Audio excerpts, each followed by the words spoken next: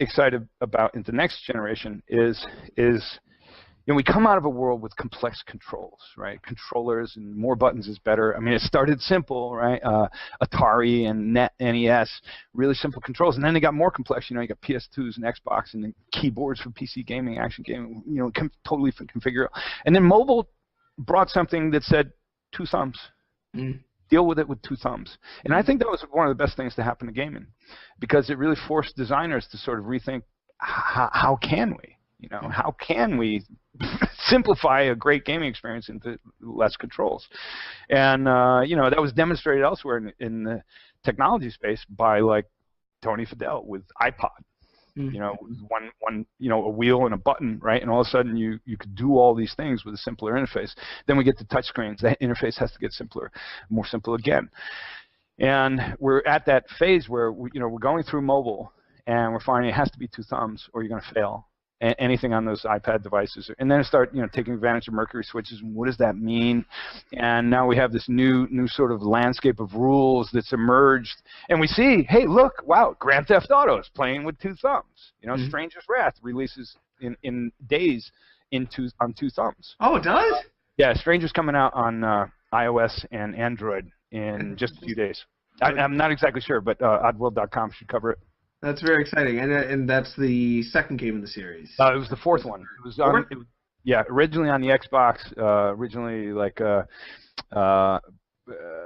programmed like OpenGL 3-class graphics. So that carried over into mobile quite well. So it actually renders better on good Android devices than it did on the Xbox, which is pretty amazing. But that was a fairly complex control screen that ultimately we had to figure out how to deduce it into 2 thumbs. And I just stress on that point because that's what I think the future is. And it's just, if you search Oddworld on Metacritic.com, right, I'm going to pull it up right now just to see, make sure I'm right. Things change, right? So I go Metacritic.com, Oddworld, coming up. And I do believe we don't have anything below 80. Yeah.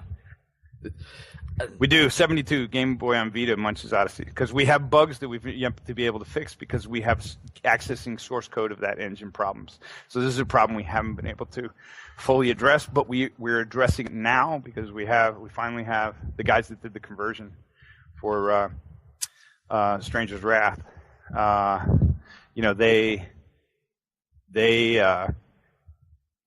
have figured out how to fix this one problem that's been plaguing us on Munch. Both on PC and in Vita, so hopefully all that gets settled. But then you have this, I'm going to Stranger's Wrath on iOS, right?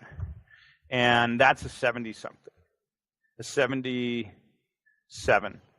And I go to it, and why is that? It's got 4 reviews. It's got 100 from Touch Arcade. It's got a 90 from 148 apps. It's got a 60 from God is a Geek, because the guy didn't learn how to do the controls. And then Pocket Gamer is immediate to go and review this game at a 50 everywhere. And to that, bullshit, right? You're telling me that this is a 50 out of 100 game for mobile, right? Now, if you go on iTunes and look at user scores, it's high. It's 4.5 stars constantly.